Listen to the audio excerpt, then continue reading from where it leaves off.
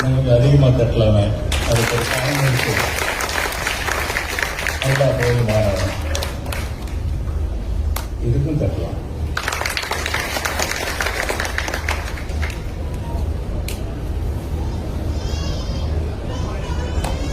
எனக்கும் இளையராஜாவுக்கும்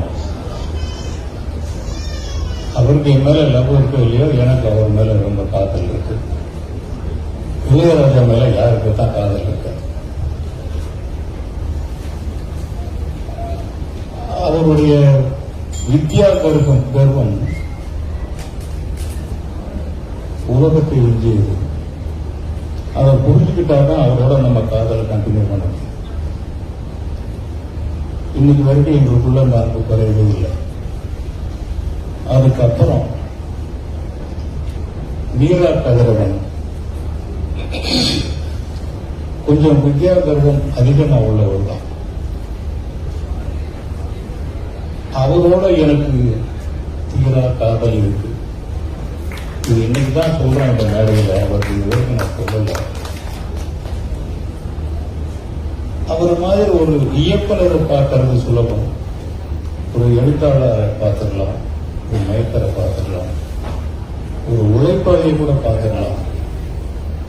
ஒரு மனுஷனை பார்க்கவே முடியாது. அப்படி ஒரு மனுஷனை நான் பார்த்தேன்.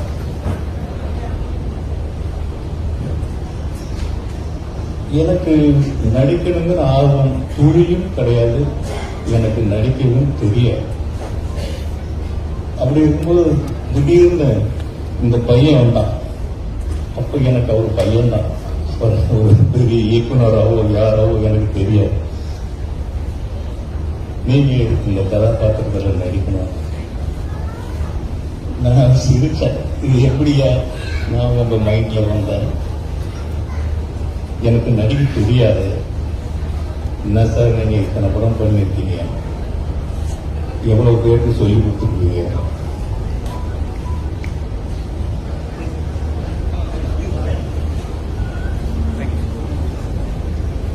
போற போக்கு ஒரு பெரிய காமெடி பண்ணி அவர் மாதிரி ஒருத்தர் பேச முடியுமா இங்க? நான் சொன்னேன், சிரிச்சுட்டேன். இந்த கெட்ட ஐடியா உங்களுக்கு யார் கொடுத்தது? எனக்கு நடிக்க தெரியாது. என்ன சார் நீங்க ஒரு படம் பண்ணிருக்கீங்க, எவ்வளவு பேருக்கு நீங்க சொல்லி கொடுத்துருக்கீங்க, எவ்வளவு பேர் வாங்கியிருக்கீங்க, நடிகர் திலகம் சிவாஜி கணேசனோட வேலை செஞ்சிருக்கீங்க, உங்களால முடியும் அவர் சொல்றாரு. என்னால் முடியும் என்பதை நான் சொல்ல வேண்டும். மற்றவங்க அப்புறம் எனக்கு கொஞ்சம் கோபம் வந்துட்டு, நான் ரொம்ப கோபக்காரையா, உங்களால என்ன வேலை வாங்க முடியாது, தயவு செஞ்சு நீங்க தப்பிச்சு பொழைச்சு போயிடுங்கன்னு சொல்றேன். படம் பாதியில நின்று போயிடுங்கன்னு சொல்றேன். ஒரு கிட்டத்தட்ட ஒரு மணி நேரம் இருக்குன்னு நினைக்கிறேன். ஒரு பவுண்டர் ஸ்கிரிப்டை என் கையில் கொடுத்துட்டேன். அப்பதான் முதல் முறை அவர் பவுண்டர் ஸ்கிரிப்டை வாங்குற கையில. நான் இத்தனை படம் பண்ணி ஒரு படத்துக்கும் பவுண்டர் ஸ்கிரிப்ட் பண்ணதே கிடையாது. இதை படிச்சு பார்த்துட்டு சொல்லுங்க, என்னது நம்ம எழுதின கதையை நாங்கள் படிக்க முடியல, அடுத்தவங்க கதையை எப்படி படிக்கிறது? இருந்தாலும் அதை வாசிச்சேன். பவுண்டர் ஸ்கிரிப்ட்ல நமக்கு அவ்வளவா புரிஞ்சுக்க முடியல. ரெண்டாவது வர சொல்லி அவர் சொன்னார், சரி நீங்க வளர்ந்த டைரக்டர் ரொம்ப ஆசைப்படுறீங்க, உங்களுக்காக நான் வரேன். இவ்வளவு போராட்டம் அந்த யூசுப் பாயாக நான் மாறுவேன். 1000% சுத்தமான ஹிந்து நான், 1000% பரிசுத்தமான ஹிந்து. வேறு எந்த மதமோ, வேற எந்த சக்தியோ, வேற எந்த மொழியோ என்னை மாற்றிவிடவே முடியாது. ஆனா மீரா கதிரவன் என்னை மாற்றினான். அந்த படத்துல ஒரு 8 நாள் குடும்ப போதும், அப்போ ஒரு 12 நாள் தேவைப்படும் அப்படின்னு ஏமாத்து வேலை தான். கிட்டத்தட்ட 40 நாள் 45 நாள் அதை நான் ஒர்க் பண்ணிருப்பேன் நினைக்கிறேன். பல தடவை பல ஷெட்யூல். பண்ணியும் நான் என்ன பண்ண அந்த படத்துல இப்ப வரைக்கும் இந்த கணம் வரைக்கும் எனக்கு ஒண்ணும் தெரியல. இதுதான் ஒரு படத்துடைய வெற்றி. ஒரு நடிகன் என்ன பண்ணா அப்படிங்கிறது அவனுக்கு புரிய போச்சு. நடிகர் திலகம் சிவாஜி சொல்லுவார், நான் தான் கட்டபொம்மை, நான் திருவிளையாடல், நான் வாவுசி, ஏரியா என்கிட்ட இவ்வளவு. உங்களை மாதிரி இயக்குநர்கள் எழுத்தாளர்கள் எழுதிப்பாங்க, நான் பிரேம்ல தெரிஞ்சுட்டு நீங்க தெரியாம இருக்கீங்க. நான் போறேன்,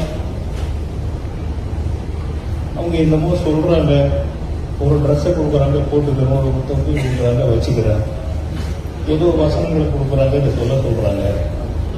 சில விஷயங்கள் வரமாட்டேங்குது, சில விஷயங்கள் தானா வருது. எப்படி வரும்? வருது.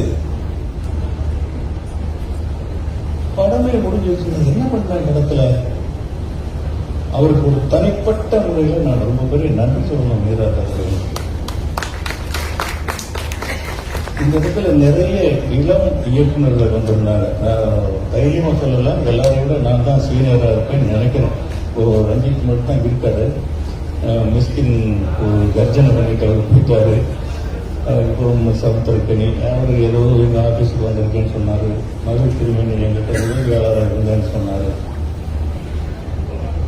இவங்களெல்லாம் நான் பேப்பர்லயும் செய்தி வழியாக தான் பார்த்துட்டேன். ஒரு துருப்பிடிச்சு இருந்த என்னை கொண்டு வந்து அவங்க முன்னால அறிமுகப்படுத்தி அவங்க வாயால என் பேரை சொல்ல வச்சு இந்த ஒரு நிகழ்வு எனக்கு ஒரு மறுபிறவி மாதிரி இல்லை. இதுக்கு மீராட்டவர்களுக்கு நான் மிகுந்த நன்றி சொல்லணும். அந்த படத்தில் அவ்வளவு நாள் கிட்டத்தட்ட அந்த ஒரு 40 நாள் ஒர்க்க ஒரு 2 வருஷத்துல பண்ணிருக்கோம்னு நினைக்கிறேன். 2 வருஷம் அந்த ஸ்கிரிப்ட் தான், அந்த வசனம் தான். அதுல நடிக்கிற ஆளுநர்கள் கூட முழுசா எனக்கு தெரியல. அந்த பையன், அந்த தம்பி உருவம் மட்டும் அடையாளம் தெரியுது. மற்றவங்க யாரையுமே அவங்க நிறைய காட்டல. என்கிட்ட கதாநாயகெல்லாம் நான் பார்க்கவே இல்லை இது வரைக்கும். அது அவங்களே மறைச்சு வச்சுட்டாங்க. இவ்வளவு நாள் இருந்தும் அதுக்கப்புறம் டப்பிங் கூப்பிடுறாங்க. டப்பிங் போய் பேசுறோம், சிலது வர மாட்டேங்குது. அதுக்கு ஒரு விஷயம் சொல்லி கொடுக்குறாங்க, அது வருது, பண்றோம். இன்னைக்கு காப்பி ரெடி ஆயிடுச்சு. மியூசிக் டைரக்டரை பத்தி நானும் அவரும் நிறைய பேசிட்டே இருக்கோம். நான் மீராட்டவரை வந்து எதனால சொல்லணும்னா, பெரிய போராளி. அவர் சேலஞ்ச் பண்ற ஆளுகள்லாம் பாத்தீங்கன்னா நம்பர் 1 ஆளுங்களா தான் இருக்கும். இன்னும் இந்த இடத்துல ஒரு வருத்தத்தோட ஒரு விஷயம் சொல்றேன். அது ஒரு இஸ்லாமிய குடும்பங்களுக்கு செய்த தொண்டு தான். அது ஒரு சினிமா இல்லை. ஆனால் அவருக்கு உதவிகள் மறுக்கப்பட்டதெல்லாம் இஸ்லாமிய சமுதாயத்தில் இருந்துதான். இந்து சமுதாயத்தில் நிறைய உதவி பண்ணாங்க. அவரே சொல்லியிருக்காரு. கண் கூடாக நானும் நடந்து வந்து சென்னைக்கு வந்தேன். சென்னைக்கு முதல்ல வரும்போது பார்த்தாக்க சென்னை வந்துருச்சு. இரவு 10 மணி. சென்னைன்னு போர்டு பார்த்துட்டு டக்குன்னு இறங்கிட்டான். இறங்கி அந்த விலாசத்தை கட்ட சிரிக்கிறான். நிலையங்களையும் பார்க்கறான். நான் ஒரு மாதிரி ஒல்லியா தன்னங்கரேன்னு இருக்கேன், ஏதோ புள்ள குடிக்க வந்த மாதிரி. என்ன ஊருக்கு புச்சா அப்படிங்கிறான். இல்லை, இந்த அட்ரஸுக்கு போகணும். அடப்பாக இன்னும் 20 கிலோமீட்டருக்கு போகணும்டா. நீங்க தாம்பரத்தில் இறங்கிட்டேன். சென்னை இத்தனை. நமக்கு சென்னை தானே மெயின். அப்படி 5 அறிவோட சென்னைக்கு வந்த என்ன கூட்டிட்டு வந்து நடிகன்னு சொல்லி நடிக்க வச்சாரு. நடிச்சோம். டப்பிங்ல இருந்து சொல்லிக் கொடுக்குறாரு. அராபிக் சொல்லிக் கொடுக்குறாரு. அராபிக்னா என்ன விட தெரியாது. சொல்லிக் கொடுத்தாரு. இவ்வளவு பண்ணியும் இப்ப வரைக்கும் நான் ஒரு முஸ்லிமா நான் நடிச்சேங்கிறது எனக்கு ஞாபகத்துல வரல. ஒரு கதாபாத்திரம் அப்படிதான் அமையணும். வீரபாண்டிய கட்டபொம்மலை சிவாஜி நடிக்கும் போது பல தடவை மேடை உள்ள நாடகத்தில் இருந்து பல தடவை ரத்த சிந்திருக்காருன்னு சொல்லிட்டாங்க. நான் என்ன பண்ணேன் எனக்கு தெரியல. அது வீரா கதிரவனுக்கு தான் வெளிச்சம். சில இடங்கள்ல அவருக்கும் எனக்கும் ஹபீபிங்கிற பேர்ல எனக்கு உடன்பாடு. நான் சொல்லிட்டு என்ன சார் ஹபீபின்னு இப்ப எல்லாம் என்னென்ன வைக்கிறாங்க பேரு, லவ் லவ்னு ஒரு படம், சின்ன சின்ன ரெண்டு எழுத்துக்கள படம் வைக்கிறாங்க. நீங்க என்ன எப்படி வைக்கிறீங்க? அவரு அந்த ஒரு கருப்பு கொண்டு மேகம், அதை மழை பெஞ்சாதான் தெரியும் அது என்ன அப்படின்னு. சில நேரம் காத்தடிச்சு எப்படி போயிடும். ஆனா இது ஸ்ட்ராங்கான மேகம், அசைக்கவே முடியாதவர். நான் ரொம்ப விவாதம் பண்ண மாட்டேன், ரொம்ப விவாதம் பண்ணவே மாட்டேன். ஏன்னா நான் ஒரு டெக்னீஷியன். என்னுடைய தொழில் இல்லை. சிவாஜியோட படம் பண்ணியிருக்கோம், ராஜாசோட படம் பண்ணியிருக்கோம். அவங்களே குறுக்கிட்டாலும் நான் ஒத்துக்கிட்டேன். நம்ம எப்படி இன்னொருத்தருடைய கிரியேட்டிவிட்டி போய் நம்ம கிராஸ் பண்ணலாம்? விட்டு கொடுத்துரும். ஜஸ்ட் சார் நான் இப்படி பண்ணட்டுமா? அது ஒரு இஸ்லாமிய வேஷமா? எந்த இடத்துலயுமே நான் உட்கார்ந்து அவர் ஷார்ட் சொன்னதுக்கு அப்புறம் ஒரு முஸ்லீமா இது எப்படி பண்ணலாம் அப்படின்னு நான் யோசிச்சதே கிடையாது. தாடி வளர்க்க சொன்னார், ஒரு சாக்ரிஃபைஸ் தான். நான் அவருக்காக பண்ண தியாகம் இந்த தாடி வளர்த்தது ஒண்ணுதான். அது இவ்வளவு பெரிய ஒரு பேரை வாங்கி கொடுக்கும் அப்படிங்கிறது எனக்கு தெரியல. ஒரு சிறந்த நடிகன் அப்படின்னு என்னால சொல்லிக்க முடியுமா என்ன? அதுதானே அதுதான் நான். என் ஒய்ஃபு கிட்ட இருக்கும்போது அப்படித்தான் இருப்பேன், பிள்ளைங்களோட இருக்கும்போது அப்படித்தான் இருப்பேன், எல்லார்கிட்ட இருக்கும்போது நான் அப்படித்தான் இருப்பேன். என்னை யூசுப்பாக வீரா கதிரவன் மாற்றிக்கொண்டார். நீங்க உங்களுக்கு வர்றது நீங்க பண்ணுங்க சார், நீங்க நடிக்காதீங்க. உங்க முகம் ஒரு திராவிட முகம். என் முகம் திராவிட முகம்னு ஒரு கண்டுபிடிச்சிடாரு பாருங்க. பண்ணுன நிஜமாவும் எனக்கு நடிச்சதுன்னு தெரியல, டப்பிங் பேசணும்னு தெரியல. சத்தியமா இன்னைக்கு வரைக்கும் நான் படம் பார்க்கலங்க. எனக்கு அந்த படம் பார்க்க பயமா இருக்கு. நான் நடிச்சிருக்கேன்னு சொல்றீங்க, நாம எப்படி பார்க்கறது? என்னை ஒரு நடிகனாக நான் இன்னும் அங்கீகரிக்கவில்லை. அதனால அந்த படத்தை தியேட்டர்ல போய் மக்களோட உட்கார்ந்துதான் பார்த்து பல தடவை சொல்லுவாங்க, நீங்க பாருங்க, நீங்க பாருங்க, நீங்க வாங்க, இன்னைக்கு இவங்க பாருங்க வரீங்களா, இன்னைக்கு ரஞ்சித் சார் பாக்குறா நீங்க வரீங்களா, இன்னைக்கு சந்திரகரி பாக்குறா நீங்க வரீங்களா, கேட்டுக்கிட்டே இருப்பார். என்னை விட்டுருங்க சார், நான் ஒரு மனுஷனா வாழணும்னு நினைக்கிறேன். அவங்க போய் பார்த்தோன்னே படம் பார்த்தா சூப்பரா பண்ணிருக்கீங்கன்னு கை கொடுக்கணும், ஒரு காப்பி கூட கொடுப்பாங்க. இதுதானே வாழ்நாள் கூட பார்த்துட்டு இருக்கோம். விடுங்க, இதை நான் தியேட்டர்ல பாக்குறேன் அப்படின்னு இன்னைக்கு வரைக்கும். ஆனா இவங்கள சொல்றதுல நானா கனவுல யோசிக்கிறேன், ஓ இப்படி வாழ்ந்துட்டு இருக்கோமா நாம, இப்படி சத்தியமா இப்ப வரைக்கும் சொல்றேன். அவன் ஒரு மனித காட்சி ரொம்ப அழகா விளக்குவாரு. அப்பெல்லாம் நான் ஒரு முஸ்லீமா கனவு கற்பனை பண்ணி அந்த காட்சியை நான் ஆலோசிக்கவே இல்லை. எப்படி இவ்வளவு ஒரு போராட்டம், போராடி போராடி போராடி போராடி டெய்லி காலையில அவருக்கு ஒரு போன் பண்ணாட்டா எனக்கு நம்மள நம்பி பணம் போட்டு ஐயோ இருந்தாலும் நல்லா இருக்கணுமே, நல்லா இருக்கணுமே அப்படின்னு எனக்குள்ள ஒரு பயம் இன்னைக்கு வரைக்கும் இருக்கு. அவருக்கு இந்த படம் இத்தனை பேர் பாராட்டுறதுனால அவருடைய காயங்களுக்கெல்லாம் ஒரு மருந்து மாதிரி இதுக்காக அவர் இழந்த இழப்புகள் கணக்கே கிடையாது. எனக்கு தெரியும், நான் சொந்த படம் எடுத்திருக்கேன். கிட்டத்தட்ட ஒரு 15 படம் நான் ப்ரொடியூஸ் பண்ணிருக்கேன். முதல் படம் இன்னொன்னு இருக்கு. ஒரு போராட்டங்கள் வரக்கூடிய படம் இருக்கு. இந்த படத்துல அவர் பண்ணியிருக்கிற போராட்டங்களுக்கு காரில் அவர் டிராவல் பண்ண தூரங்கள், அவர் போய் பார்த்த மனிதர்கள், அவர் போய் கெஞ்சிய இடங்கள், அவர் போய் காத்துக்கிறத நானே கேட்பேன், நீங்க ஏன் இப்படி போய் காத்து கிடக்குறீங்க? காம்ப்ரமைஸ் பண்ண மாட்டாங்க. எனக்கு 2 படம் என் வாழ்க்கையை தீர்மானம் பண்ணது 2 படம். நாட்டு புறப்பாடு என்னுடைய முதல் படம், ஒத்தரவாக்காரங்கிற பாட்டு அந்த படம். துண்டுவதோ இளமை, என்னையும் என் மகன் தருண், என் மகன் செல்வராகவன், என் குடும்பத்தையே கட்டமைச்ச இந்த 2 படங்களுமே கண்ணீர் விட வச்ச படங்கள். அவ்வளவு பிரச்சனைகள் அந்த படத்துல. ஆனால் அது 2ம் தான் ஒரு ரொம்ப பெரிய ஒரு வளர்ச்சியை கொடுத்தது. இந்த படமும் அவருடைய போராட்டத்துக்கு அவருக்கு ஒரு மிகப்பெரிய உளைச்சலால் அமையும். ஒரு போராட்டம் தான் ஆழமா நிலத்தை முழுதாக நீங்க விவரிக்க முடியாது. அதுதான் பயிர். என்னுடைய மனசுல இருக்கிறத சொல்லிட்டு போனோம்னா ஒரு நாள் பத்தாது, ரொம்ப நாள் அந்த இடத்துக்கு போனதுக்கு. ஒரு நாள் அவரு,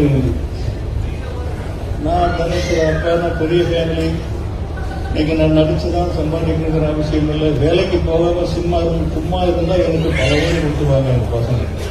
நான் வேலை செய்ய போறேன்னா 10 பைசா கொடுக்க மாட்டேன். அவ்வளவு வசதியா இருக்கேன் நான்.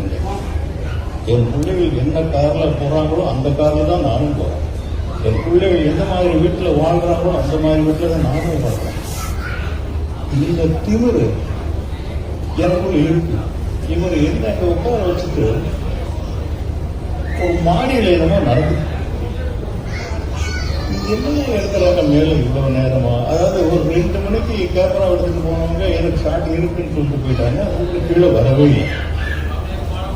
என்ன நடக்குது மேல அப்படின்னா, இல்ல சார் அந்த பொண்ணு ஏதோ பேப்பருக்காக பேசுற மாதிரி இருக்கிறாங்க அப்படின்னு சொன்னாங்கன்னா, ஒரு பொண்ணு கூட்டிட்டு ஒரு சின்ன ரூம்குள்ள வச்சுட்டு எடுத்துட்டே இருக்காங்க. நமக்கு என்ன தோணும்?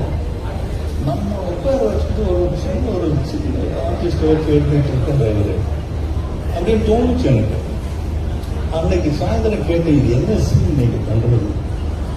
அப்புறம் இந்த பொண்ணு பேப்பர் கார்டில் பேசி அனுப்புறா, அதுக்கு அந்த இந்த கணவன் பேசி அனுப்புறான். ஒரு கணவனும் ஒரு மனைவியும் அவங்க 2 பேருக்கு முதலிரவே நடக்காம அவங்க தெரிஞ்சுட்டாங்க. அவன் காரியம் போயிடுறான். இந்த பேப்பர் குரல் தான் அவங்களுக்கு நினைச்சுட்டு இந்த படத்திலே ஹைலைட் இதுதான் அப்படின்னு இதுவரைக்கும் எவனுமே சொல்லலை. எது சினிமாவில் இந்த பொண்ணு ஏதோ சொல்லி அனுப்புறான், அங்க முதல் சொல்லி அனுப்புறான். இப்படிப்பட்ட அந்த ஈகோவெல்லாம் அடிச்சு உடைச்சது வீரா கதர். இது எப்படி வெற்றி அடைந்தாலும் சரி, எவ்வளவு பெரிய வெற்றி அடைந்தாலும் சரி, எவ்வளவு வசூல் பண்ணாலும் சரி, இந்த படத்துல பங்கெடுத்துக்கிறதுக்கு யாருக்குமே உரிமை இல்லைன்னு வீரா கதிரவன் ஒருத்தருக்கு தான் அந்த இணைய உழைச்சிருக்காங்க நிறைய பேர். சாங்ஸ் அவரு கேமராமேன் மகேஷ், ஐயோ ஒரு காதலி மாதிரி நீங்க ஸ்பாட்ல பாத்தீங்கன்னா அவர் ரொம்ப கொஞ்சி தான் பேசுவார். அவர் அந்த மாதிரி ஆட்கள் எல்லாம் இல்லைன்னாக்கா ஒரு யூனிட்ல அவ்வளவு நாள் டிராவல் பண்றது ரொம்ப கஷ்டம். இப்படிப்பட்டவங்க இருந்தும் கூட யாரோ பணம் போட்டிருப்பாங்க, யாரோ இந்த விதையை ஊண்டி இருப்பாங்க. இருந்தாலும் இப்ப ராகுல் ஒருத்தர் வந்து ஒரு விலாசம் போட்டிருக்காரு பாருங்க, அதுதான் அந்த படத்துக்கு உயிர் கொடுத்துருக்கு. இந்த சந்தையில மாடு வாங்க போகணும்னா பல்ல பிடிச்சு பார்ப்பாங்க, பிடிச்சு பார்ப்பாங்க. இப்படிதான் இன்னைக்கு சின்ன படங்களோட நிலைமை பிடிச்சு பார்த்து என்ன படம் எடுத்திருக்கு, ஆர்டிஸ்ட் யாரும் இல்லை அப்படின்னு போயிடுவாங்க. இவர் அவ்வளவு பொறுத்து இந்த ராகுலுக்கு எப்படி அவருக்கு ஹாட்ஸ் ஆஃப் அந்த அவருக்கு வீர கதிரவன் அவருக்கு ஒரு பெரிய தைரியமா இருக்கிறதே இந்த ராகுல் ஒரு கதாபாத்திரம் தான். அவர் மாதிரி ஆளுங்க நிறைய இருந்தா, என்ன மாதிரி நானே கூட இன்னொரு 10 கூட இருக்கலாம்.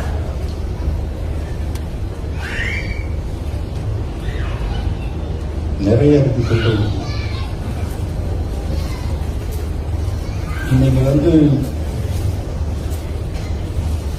நான் பாட்டில் சின்ன சின்ன படங்களை பண்ணிட்டு இன்னைக்கும் என்னால பண்ண முடியும்.